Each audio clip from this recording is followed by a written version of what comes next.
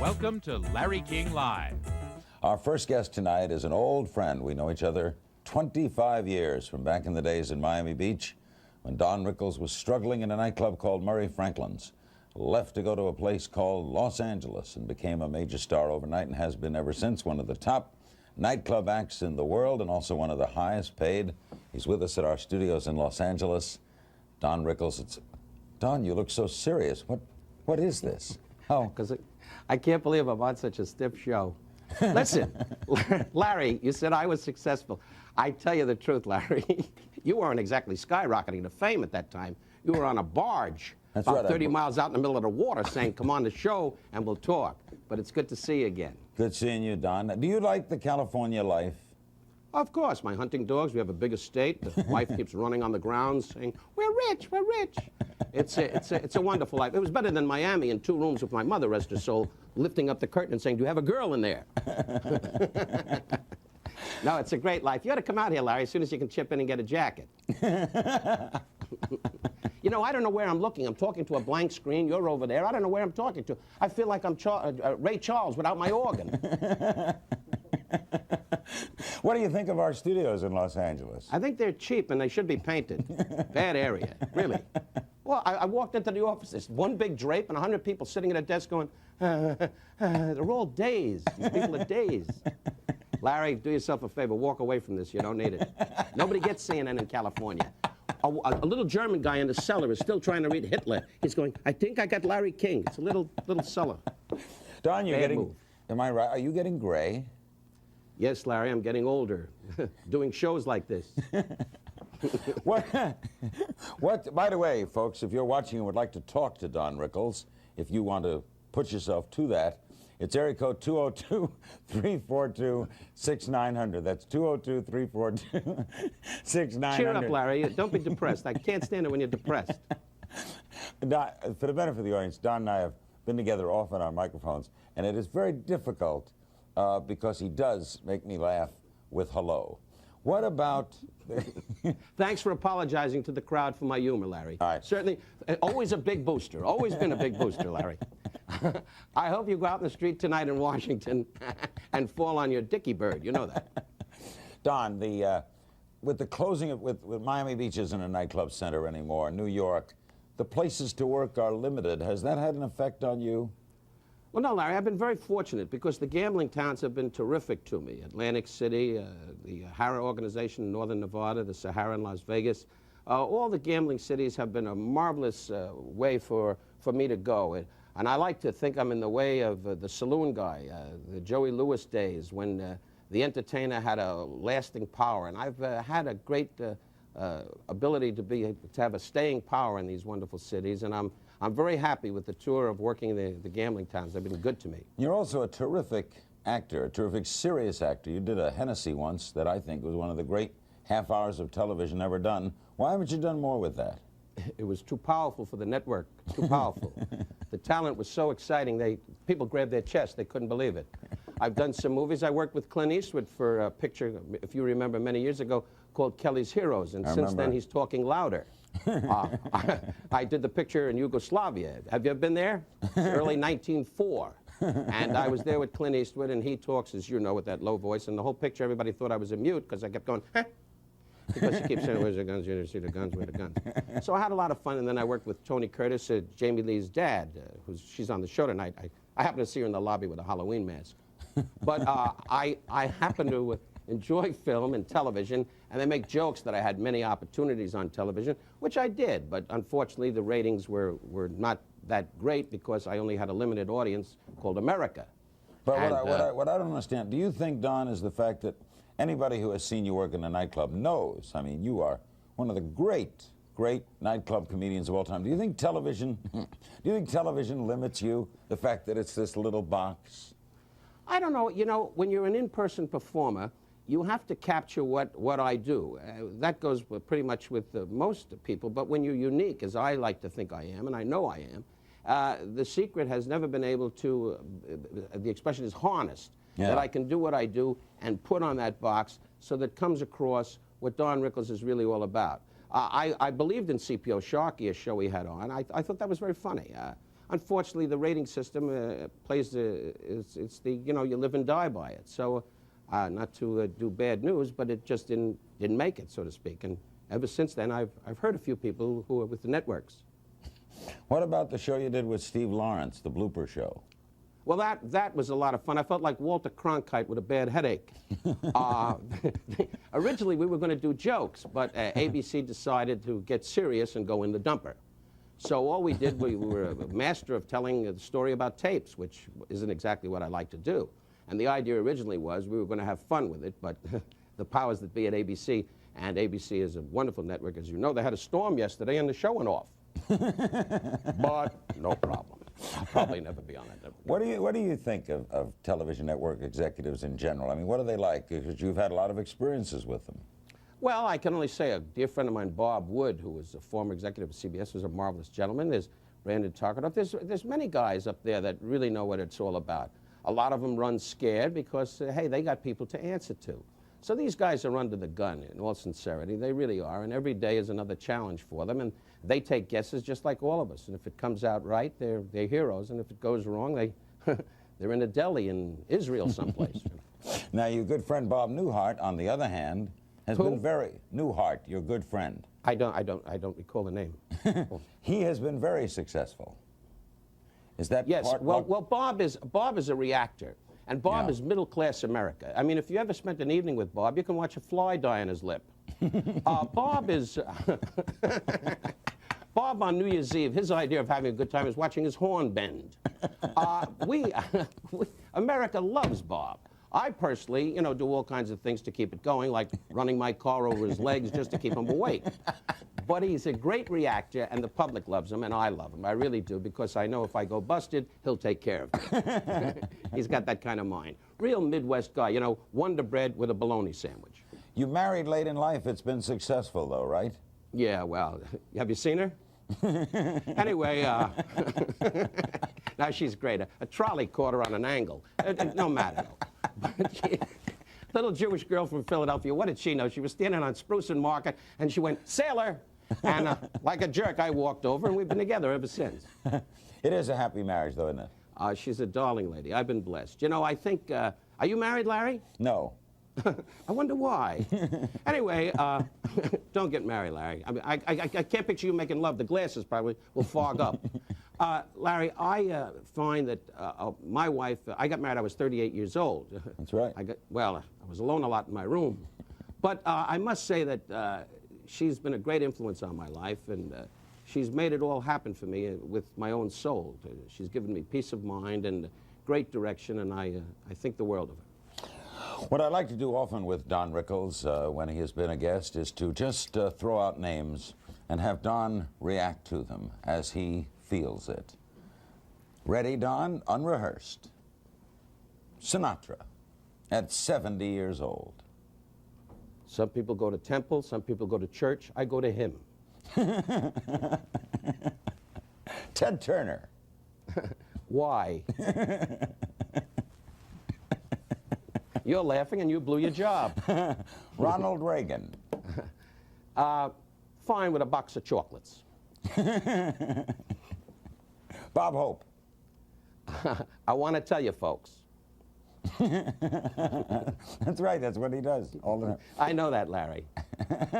No, I You don't have to remind me what he does. I have a set at home, too. As a matter of fact, I'm going to be on his show, and I'll tell him that you know him and you've heard of him. He'll be thrilled to hear it. Johnny Carson. Slow. George Bush. George Bush. Get him a tractor and a good farm. Gorbachev. Larry, why don't I go to Washington and you sit here, and I'll laugh. I have a tough time. Yeah, as you know, Don, you've always... Well, of course. Now you're doing Jolson. You...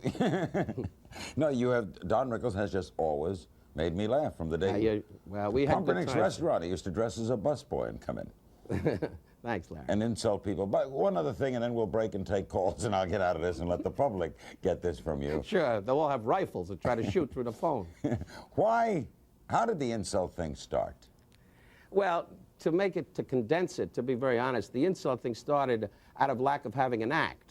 Many years ago, I stood on the stage and told bad jokes and did Sophie Tucker as an impersonation. And nobody looked up. And suddenly I leaned down and said, "Sir, I'm getting fed up with you. Either you watch or I'm going to suck your neck," or words to that effect. And suddenly people started to laugh. And believe it or not, I had great success in your city, Washington, on 14th Street, in a place called the Wayne Room. And it was featured about 12 exotic dancers in those days. They were called striptease artists, and about 8 comedians. And we all stood on the stage and took turns, and I used to do jokes about all the politicians and everybody, not jokes, but make fun of everybody. And it seemed to catch on. And it went from there. And now I'm a very big star, and I came on this show as a mercy favor.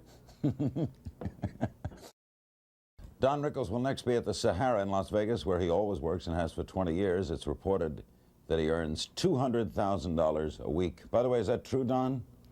It's none of your business, Larry. Okay. Really? I don't want to go into it, Larry. You probably have 3 G-men there and 7 government guys staring at me. All right.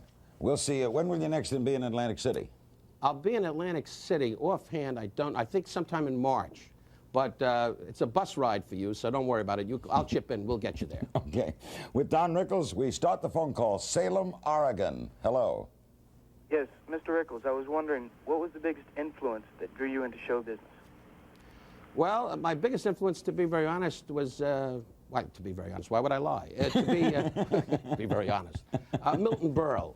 Milton Berle, years ago when I started in the days of Florida and way back in my very, very beginnings, Milton Berle was always my idol, my guy that I thought represented what comedy was all about. What was it like when you first met Milton? Was it all you thought? Well, it was always a whisper. If you know Milton, Milton's a teacher, and you say, "Hi, Milton." He goes, "Shh, just listen. Why don't you listen?" I said, "Milton, I don't feel good." "Shh, let me just talk to you. I'm not going to listen. I'm going to walk away." Every time I'm with him, I think I'm a Yugoslavian partisan up in the mountains in a cave. Man constantly is whispering, but he's a dear soul. He's a great man. Kankakee, Illinois, for Don Rickles. Hello. One of my favorite places. Hi, Mr. Rickles. I'd like to know if you've ever been confronted with somebody who's been pretty upset with you and you kind of felt threatened, and how did you handle the situation if it ever happened? It was my mother, and I took away some of her allowance. No, I tell you, over my years, sure, I'm sure in my beginnings there were guys and ladies that came into a club and weren't particularly rooting for me all the way and were a little upset with me. But I never had an incident which you would call bad news. I mean, and if I did, I was a great track star and had a good bike. So I always kept on the move.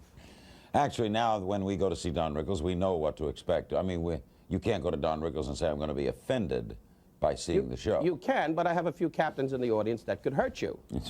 From the Copacabana days, they're left over, and they go, "Sit down, he'll do the jokes." Malibu, California. Hello. Hello, Don. I'm a fan of yours, and my father happened to be John Biner. Oh, and your dad is the best. He really is. All right, thank you very much. And I was wondering, whatever happened to that cigarette box in the Tonight Show? Did you ever get it fixed or whatever? What happened? Yes, in fact, I bought a brand new one and gave it to Johnny, and I still haven't gotten a thank you note, but I'm getting over it. No, he was very nice. I'll call for him anyway. Bye-bye. Yeah, give my best to your dad. What do you think of John Biner? I think he's marvelous. I watch Bizarre, and I just fall down. John was on the show with me many years ago when I had the Don Rickles show, and just by walking out, like you say, Larry, certain guys, you know, there's a style about them. Don Adams also is another kind of one of those guys. They say hi, and they make you laugh, and Biner is one of those kind of guys. Isn't there a classic outtake, you and Adams, unable to finish a scene? Oh, you saw that? Yeah, that's one of the great... Hooray for Hollywood. That's right. It was like 4 o'clock in the morning, and Adams got to the point where he said, "All right, Rickles, enough's enough. Answer and do it right, otherwise I walk." Man was always yelling at me. But he just talked to me, and I fell down to this day. West Haven, Connecticut, for Don Rickles. Hello. Yes, I saw you on your bloopers show, and really was wondering if you are going to be doing any movies or TV shows in the future. And this is Albany, Georgia. So it's not West Haven, Connecticut? It's Albany, Georgia? Albany, Georgia. I'm sorry. Gee, I was down there years ago with a band called Bubbles Becker and his band, and we had a girl opening act that danced on a balloon, and I came out and called a guy a yo-yo, and he started to foam at the mouth. But I must say that hopefully I will certainly do more television. In fact, I'm going to be on the Bob Hope special. I just did a little thing for George Burns. I did the George Burns Comedy Week, which unfortunately was canceled. But I was on that and did a dramatic, an acting part. And I love television, and hopefully I'll be doing quite a bit more. You worked in a movie with Clark Gable. He worked with me. I'm sorry. Yeah.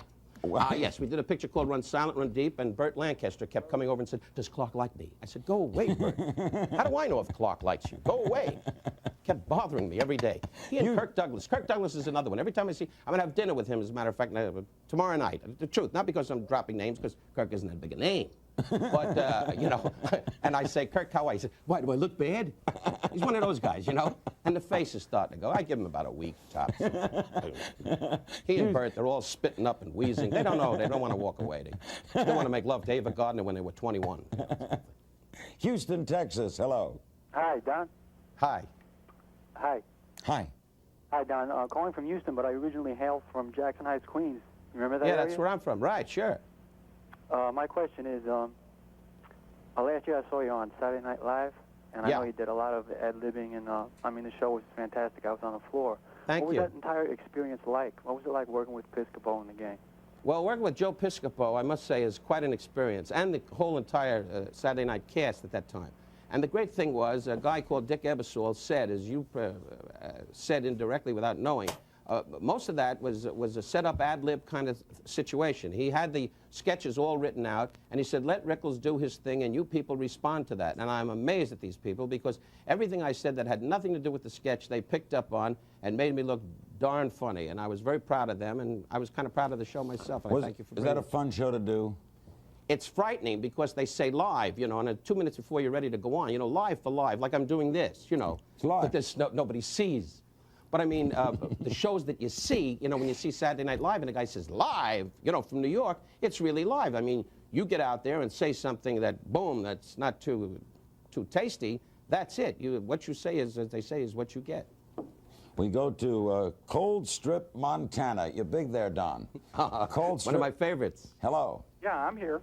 Go ahead, you're on. Okay, I wanted to ask Mr. Rickles that because when I was younger, I used to really be uncomfortable with his form of comedy, and now I'm older, I really enjoy it and think it's a riot. What changed, me, or did he stayed the same? What makes his kind of comedy so funny to me these days? I guess you saw both our names going to the same home. But I must say that I've perfected my comedy. In the very beginnings, it was kind of rough. But like anything else, when you do something different, you have to take chances. To this day, I take chances in my own mind. But you have to be different, and you have to be creative. And when you're different and creative on the stage, you're open to a great deal of criticism.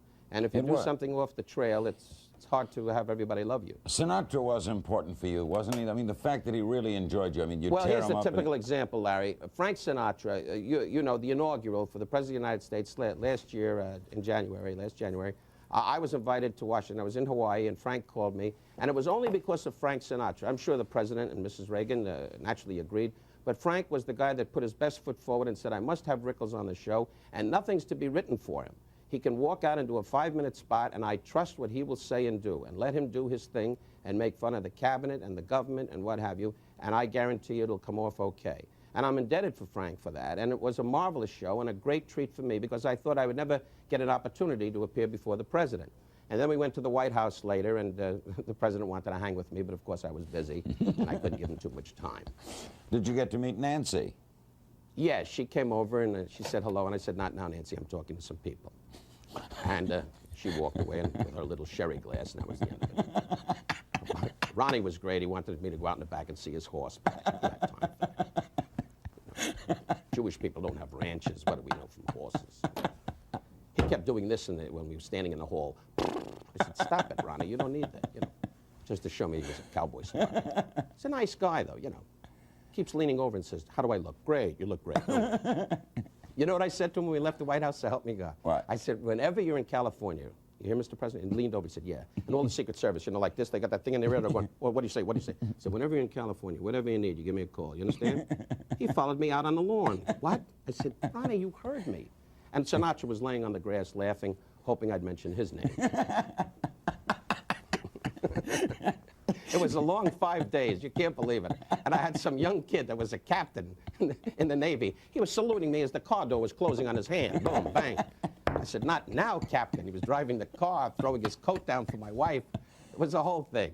That's when I talked to George Bush, and I said, Mr. Vice President, it's nice meeting you. He said, want to see my tractor? Not now, George, not now. Yonkers, New York. Hello. Donnie, baby, nice tan. Nice you, baby. Cool, sweetheart. How you doing? Okay. I want to wish everybody watching and you guys a very happy holiday. And I do want to ask, do you have anything lined up for a pay TV special so we could enjoy your humor in our living rooms as we are tonight? Yeah, why don't you do a pay TV special? Well, I tell you, again, the formats, I mean... But I've you been can open get a for lot that. looser on pay TV, can't you? Yeah, oh, sure. But HBO has asked me to do a show doing my own performance that I do in a nightclub. And I don't feel at this point in my life I want to do that. And any other format that they would come up with that would be interesting to me, and by mutual consent, I would be more than happy to get that opportunity. But as of now, nothing has crossed my path that, you know, that would be kind of entertaining for me to do. To Phoenix, Arizona. Hello. Hello. Hi. Hello, this is Ellis Leibowitz in Phoenix, Arizona. How you doing? How you doing, Lieb? How you doing? Ellis Leibowitz. Do you know this man, Don? No, but it sounds like we want to get in touch with each other. Don, big Yeah. question. With all the experiences you've had in your private shows, have you ever had one where you felt you went a little too far and had some reverberations, or you know what I'm saying? Yeah. What kind of ramifications of it? No, I'm listening to your answer. To be very I hope so, Mr. Leibowitz, or else why ask the It question? would be murder if you hung up and let me talk to a I wall. won't hang up. I promise. Mr. Leibowitz gives $300 anonymous and will listen to my response. Thank you, Mr. Leibowitz. We'll now go on with the Talmud Torah prayers and continue on with the services. I want to say, if Larry will shut up and let me answer this man. To be very honest, Mr. Leibowitz, it's starting to sound like a Jewish judge. I sentence you to 35 years in prison. No, I want to say, Mr. Leibowitz, I really have never on the stage, anything I've ever done, I've never taken back, in the sense that when I stand out there, you have to believe in what you do. If for one moment you say, oh, I shouldn't have said that, you're a fool. As an entertainer, this is in my own opinion and what I do. When I'm out there, I'm doing my best to make people laugh, and I'm doing with all earnesty. I'm not out there to hurt somebody. If it comes off that way, I'm sorry in my heart, but I never take it back. In other words, I perform with my soul and with my honesty, and I think that's what makes me go. Amen. Beautiful, Don. That was a beautiful, beautiful... Thanks, Larry. I hope I touched you. There's a lot of tenderness in you that people don't kidding? get to see. You're basically a bear, aren't you? I mean, Oh, kidding, you should have heard the wife on the wedding night. Growled all night long. Just laid there growling. I had to set traps for her. It was murder. Larry, there's a hospital in Washington that takes care of that special kind of cough. You understand, Larry? You know where that's from, Larry? You don't wear a coat. You go out in the... See, you're starting to spit up. That's Florida. That's all the asthma from Florida. And all that poison that you had in Florida, it's all coming out now. It's like those guys in the cafeteria, you know, on the farina. Oh, God, I'm having such a good time talking to myself. It's great. I'm in a room with an earphone looking at a wall, and I'm laughing. This is the way you wind up in a sanitarium. What a cheap show. They can't even get the host to show up.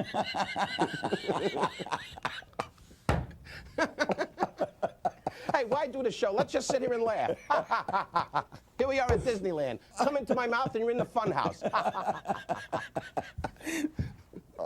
Don, will you stay an extra 5 minutes and then we'll Oh, talk sure, if you beg. Don Rickles, our guest. In a couple of minutes, we're going to meet... Shut up, Larry. Get on with it. What an idiot host. I just ended a career. We'll be back with Don Rickles right after these words. Woo.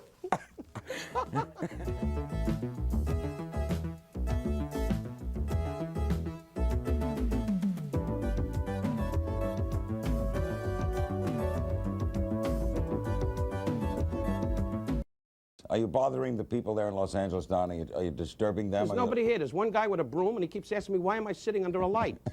Nobody here. You make it like you have a turnout. There's no turnout. It's a nice bureau there. Oh, it sure is. That open hallway is great. There's people just sitting there in their underwear, skiing. I don't know what they're doing. Worcester, Massachusetts for Don... I'm sorry, I hit the wrong button, Don. What? You don't care. Worcester, Massachusetts, hello. Hi, Don. Oh. Hi. Are you there? Yeah. Are you talking through a kazoo? Excuse me? Nothing. I was just hear you. kidding. I was just kidding you, sweetheart. Just go right Turn on. up, because I want to know one thing. Are you this funny if you would come to my home as you are on TV and making people so happy? I just love you. You are Thank you, my Dawn. most favorite idol in the whole world. Thank you, darling. And you can be I'm sure supposed to hear him. I won't be at your home. You won't be, or you will be? No, I'll be tied up. I won't be able to stop. But if I drive by, maybe you can wave out the window or something. I guess her Bless your heart question, for your words. her question, Don, Bless your was, heart for your words. are you her question was, are you funny off stage? Oh, Are this you woman has this woman has an interpreter. Oh, am I funny off stage? Well, hey, if you have a death in the family, you're not laughing. I know. I mean, no, I am pretty much with my friends. It's according to what the situation is. If at home, sometimes I'm funny, but around the wife, I'm very humble because otherwise the shopping bill runs up. But I must say, in all fairness, I'm pretty much on an even keel when I'm around my family and friends. It's not joke all the time, otherwise you'd be a little bit bananas. So I'm pretty much, when I'm away from the business and I'm not working, I pretty much relax, and there's not too much humor coming out of me all the time. Don, we have just a few minutes. Anything first of all you'd like to say about Jamie Lee Curtis? She will follow you into that chair. She's a lovely actress, and I'm happy for her success. She's been doing some great films of late, and her father I knew very, very well. As I said to her off camera, we did a picture called Rat Race together, and if she has the talent her dad does, and she certainly is showing that, she has a great career ahead of her, and I'm happy for her. Nothing else to say, huh? You're just really... Well, I just wanted to say to you, Larry, as a favor, please don't call me anymore. I think this was an absolute waste. This will not change my life one bit.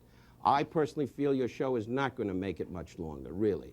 You're an annoying guy sitting there in your little funny little sweater every night, leaning over, pressing. You're like a beaver. You're trying to snarl and get information. Larry, go back to Miami and do what you do best. Suck up a swamp. Don't bother people, Larry. Don't bother people. Anything you'd like to say about, we have a minute, about what show business means to you? I know that you always Show like business means a great deal of money for me. Otherwise, I could go back to my old job selling insurance like my father did with a big debit book in Woodside, Long Island, and collect $2. Show business is everything to me. I get up in the morning with Al Jolson's picture under my arm. I drop my pajamas and pretend it's a curtain. I have so much fun by myself. It's a wonderful business. There's no business like show business. I like that. Let me write that down. Sure, do that, Larry. Write everything down, because with the lines you have, you're in a lot of trouble, Larry. Don, I thank you so much. I look forward to seeing you. Thank you, Larry. See you in and I Atlantic hope I City. see you in Atlantic City. The check is on me. Larry, there'll be no charge. Don't be nervous. It's a comp. It's all comp, Larry. Don't ask, do I have to tip the maid D? Nothing. Just walk in with your sweater, sit down, and with that nose, you'll suck up the whole tablecloth. Thanks, Don. Happy Hanukkah and a Merry Christmas.